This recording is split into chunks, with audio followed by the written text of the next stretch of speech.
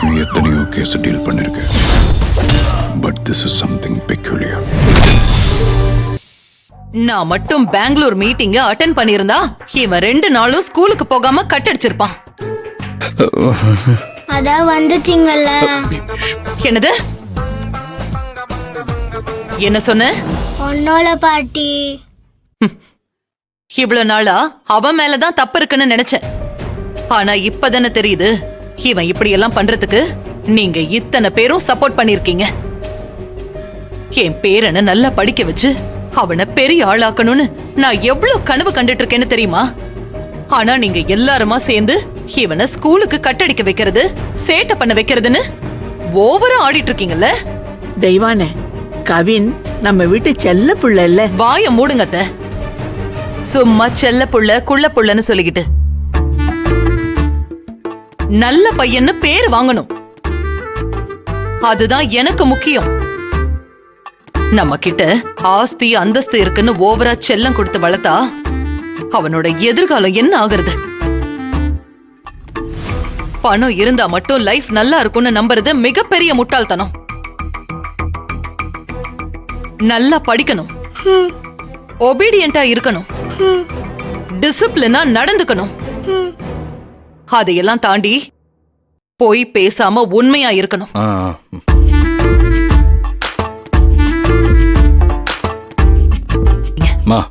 விடுங்கம்மா, ரொம்ப திட்டாதீங்க.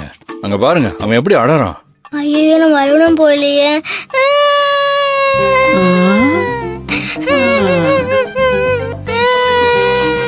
ஐயோ பாவம்மா. உலக மகா நடிப்புடா இது.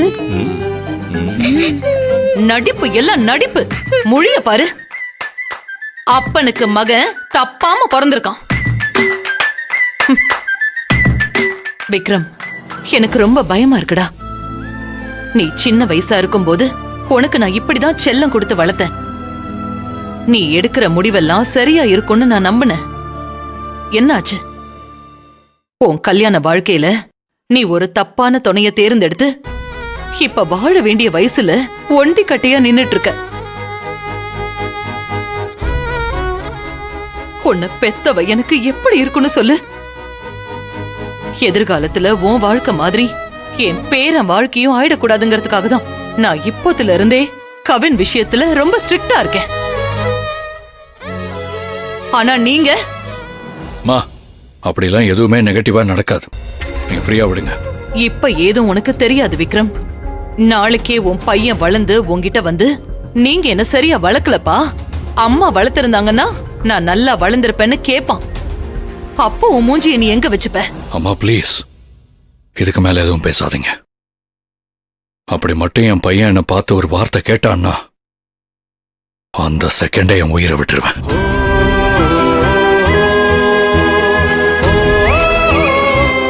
அண்ணா.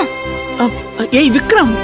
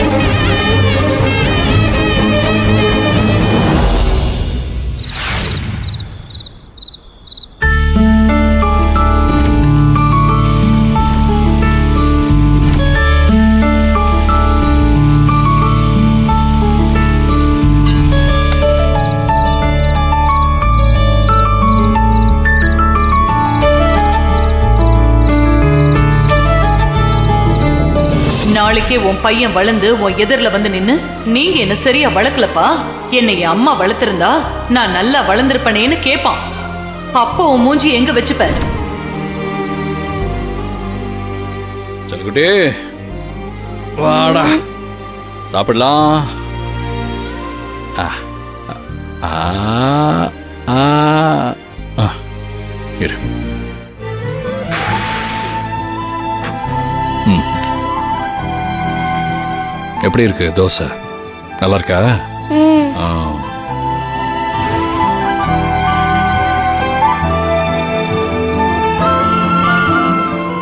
அப்பா ஆ, நான் ஒன்று கேட்கணும்.